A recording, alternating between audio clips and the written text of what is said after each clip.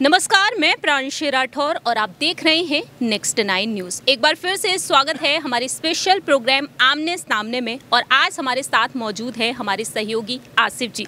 आसिफ जी, आपका बहुत बहुत स्वागत है। जैसा कि आप भी जानते हैं कि महाराष्ट्र में इस वक्त क्या कुछ देखने को मिल रहा है, लेकिन इस वक्त शिवसेना जो पहले से ही 2 गुटों में बटी हुई है, एक तरफ उद्धव ठाकरे हैं और दूसरी तरफ एकनाथ शिंदे हैं। लेकिन यहाँ पर ये देखने को मिल रहा है कि उद्धव ठाकरे के समर्थन में हमेशा की तरह इस बार भी साथ खड़े हुए हैं कांग्रेस और एनसीपी। महाविकास आघाड़ी को बचाने के लिए इस वक्त लगातार कई बड़े फैसले लिए जा रहे हैं, लेकिन दूसरी ही तरफ यहां पर यह भी देखने को मिल रहा है कि कहीं ना कहीं बीजेपी के समर्थन से जो नई सरकार बनी है, उस सरकार के समर्थन में अब महाराष्ट्र नवनिर्माण सेना के प्रमुख राज ठाकरे उतरते हुए नजर आ रहे हैं।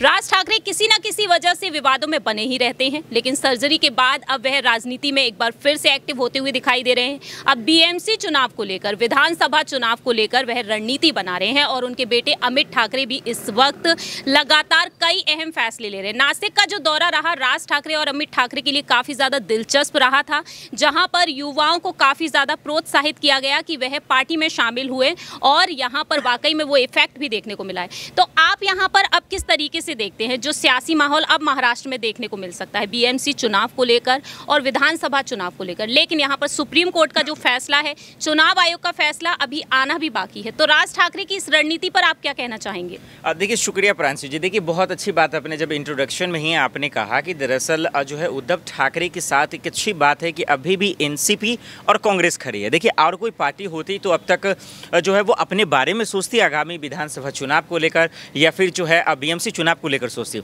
लेकिन वहीं अगर आप ध्यान दें तो देखिए, उद्धव ठाकरे जब वो सीएम पद पे थे तब भी वो शरद पवार से मशवरा लेते थे। जब उनकी कुर्सी जाने वाली थी तब भी वो शरद पवार से मशवरा ले रहे थे, और जब कुर्सी उनकी खत्म हो रही थी तब भी वो शरद पवार से मशवरा ले रहे थे।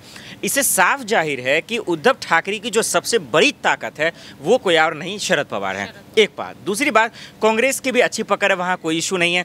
तो इन दोनों के लिहाज से एक चीज़ समझ में तो आ गया कि आने वाले विधानसभा चुनाव में, आने वाला बीएमसी के चुनाव में ये एक चीज़ समझ में आ जाएगा कि अगर धोखे से भी अगर शिवसेना यानी कि उद्धव ठाकरे अगर 20 भी सीट ले आते हैं, 30 भी सीट ले आते हैं, तो फिर बीजेपी की ही हार नहीं, राज ठाकरे की हार होगी, रवनीत राणा की हार होगी। उतना ही नहीं, रवि राणा की हार होगी। और अभी जो फिलहाल में ये लोग खूब खुशी मना रहे हैं, हंस रहे हैं, डांस कर रहे हैं, मैं जो है इसका बात कर रहा हूँ असम के रेडिसन होटल में, ये तमाम लोगों की हवा निकल जाएगा। इन्हें एहसास हो जाएगा कि गलत होता है। मैं आपको एक एग्जाम्पल देना चाहता हूँ कि गलत की तरक्की जो है बहुत जल्दी ढह जाती है। जैसे कि आपने देखा है कि गलत की इमारत बनी थी अवैध रूप से, ट्विन टावर, देखिए कैसे ढह गया है। तो आप खरीद फरोख्त कर जो है आपने सरकार तो बना लिया एकनाथ शिंदे साहब, लेकिन आगे क्या होगा, कब तक ऐश करेंगे? तो बिल्कुल आपने सही कहा। मुझे अच्छा लगा कि आपने कहा कि आज भी उद्धव ठाकरे के साथ कांग्रेस खड़ी है, उद्धव ठाकरे के साथ जो है आज एनसीपी शरद पवार खड़ी है, और यही उनकी सबसे बड़ी ताकत है। और अगर धोखे से भी, देखिए हार इनको खोने के लिए कुछ नहीं है क्योंकि इनकी सरकार तो जा चुकी है, लेकिन अगर धोखे से भी ये बीएमसी या फिर विधानसभा में जीत जाते हैं तो फिर एक चीज़ याद रखिएगा ज़िंदगी में कि एकनाथ शिंदे का पूरा फ्यूचर ही ख़त्म हो जाएगा इस मामले में। तो ये हकीकत है। जैसा कि आसिफ जी आपने बताया यहाँ पर एनसीपी और कांग्रेस के बारे में, लेकिन बात यहाँ पर राज ठाकरे के बारे में की जाए तो राज ठाकरे को लेकर जो ओपिनियन पोल देखने को मिल रहे हैं उसमें कहीं ना कहीं अब उत्तराधिकारी को लेकर बात उठ रही है।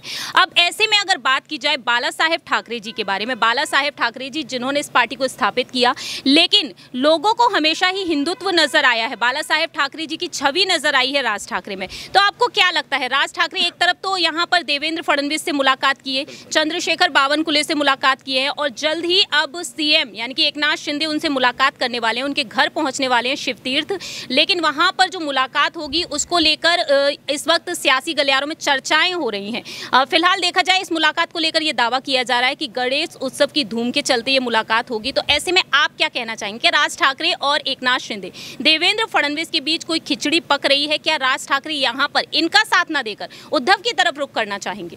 एक गाना प्रांशी जी आपने सुना होगा, फिल्मी, हालांकि महाराष्ट्र भी उसी में आता है और अर्थव्यवस्था का सबसे बड़ा गढ़ माना जाता है कि अपने तो अपने ही होते हैं। इस बात को कभी भूलना नहीं चाहिए हम सबको। और देखिए अजीत पवार साहब जो हैं किस तरीके से एक दिन के लिए देवेंद्र फडणवीस से मिलते हैं, सरकार बनाते हैं, फिर शरद पवार के साथ चले जाते हैं। इसीलिए मैं कह रहा हूँ अपने अपने ही होते हैं। तो ये जो आप कह रही हैं ठाकरे, उद्धव ठाकरे, राज ठाकरे, देखिए सबका परिवार एक है और सबका मकसद सिर्फ और सिर्फ यही है कि हिंदुत्व को बढ़ावा देना है। तो ये इस बात को ध्यान रखना है।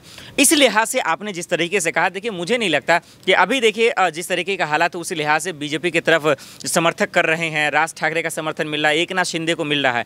लेकिन आगे चलकर क्या ये लगातार बीजेपी के साथ या एकनाथ शिंदे के साथ खड़े रहेंगे, ये कहना मुश्किल है। दूसरी बात, मुझे नहीं लगता कि उद्धव ठाकरे से, माफ़ कीजिए, राज ठाकरे से ज़्यादा फर्क उद्धव ठाकरे को पड़ने वाला। क्यों, इसका मैं जवाब देता हूँ। देखिए उनकी उतनी पकड़ नहीं है, एक दो सांसद हैं, ज़्यादा से ज़्यादा एमएलए हैं। देखिए जैसे देखिए यूपी में जब असदुद्दीन ओवैसी बीजेपी का क्या बिगाड़ ली थी, नथिंग, कुछ भी नहीं। तो वही बात है, राज ठाकरे का उतना जो है ज़मीन पे पकड़ नहीं है। हाँ, हिंदुत्व पे पकड़ ज़रूर है, एक समाज पे पकड़ ज़रूर है, लेकिन राजनीतिक तौर पे देखें तो उतना पकड़ नहीं था। इसका ये मतलब नहीं है कि वो सरकारी बना लेंगे। हाँ, इक्का दुक्के एमएलए बना सकते हैं, सांसद बना सकते हैं, तो वो इस बिहार पे सपोर्ट कर सकते हैं। लेकिन अगर शिवसेना की बात करें तो देखिए 40-50 विधायक मायने रखता है। तो मुझे लगता है कि अगर खिचड़ी की बात यही है कि आने वाले वक्त में क्या हो जाए, उद्धव ठाकरे के साथ खड़े हो जाएँ, और अगर खड़े हो जाएंगे तो फिर बीजेपी और एकनाथ शिंदे अपना बुरिया बिस्तर समेट लें कि आगे क्या होगा इस चीज़ को लेकर। बिल्कुल ठीक कहा आसिफ जी ने। तो ऐसे में अगर देखा जाए तो राज ठाकरे अगर मैदान में उतरते हैं शिवसेना की तरफ से, तो ऐसे में क्या कुछ देखने को मिल सकता है। बात करना चाहेंगे हमारे आखिरी सवाल पर।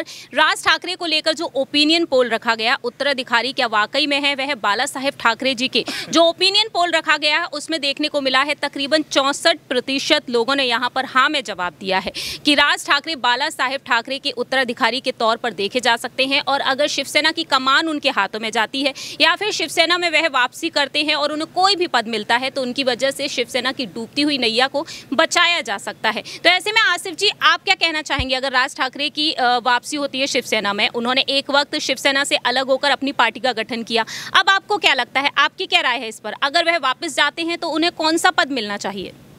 बिल्कुल, देखिए ये एक अच्छी बात है। और लेकिन इससे भी अच्छी बात ये है कि क्या वो वापसी क्यों करेंगे और वापसी किस मुंह से करेंगे। वापसी करेंगे तो जनता को क्या मुंह दिखाएंगे, वापसी करेंगे तो क्या बोलेंगे। क्योंकि यही एकनाथ शिंदे कहते थे कि भाई हमें उद्धव ठाकरे साहब हमें तो काम ही नहीं करने दे रहे हैं, हमें तो जनता के लिए जो है भला ही नहीं सोचने दे रहे हैं, हम कैसे काम करेंगे। ढंढोरा रो रहे थे, रोना रो रहे थे। और आज बीजेपी में जब सत्ता की मलाई खा रहे हैं, सीएम की कुर्सी पे बैठे हुए हैं, खूब मज़ा आ रहा है, एसी का हवा खा रहे हैं, आज क्यों नहीं भाई वहाँ की जनता के लिए आप काम कर दे रहे हैं। देखिए ये लोग जो है सीएम दरअसल सत्ता की मलाई खाने के लिए ऐसे झूठ बोलते हैं। मुझे नहीं लगता कि किसी भी सूरत में उद्धव ठाकरे एक्सेप्ट करेंगे। और वापसी का अगर उनके मन में ख्याल भी जाता होगा तो बेहतर होगा कि मन में ही आप इस ख्याल को मार दीजिए। क्योंकि जहाँ तक मैं संजय राउत उद्धव ठाकरे को जानता हूँ, क्योंकि वो जो है हारना मंजूर करेंगे लेकिन गिरना मंजूर नहीं करेंगे। उन्होंने ज़मीर नहीं बेचा, अपनी ताकत की बदौलत खड़े हुए हैं, शिवसेना को खड़ा किया और आगे भी करते रहेंगे। लेकिन अगर वो रुख ऐसा करते हैं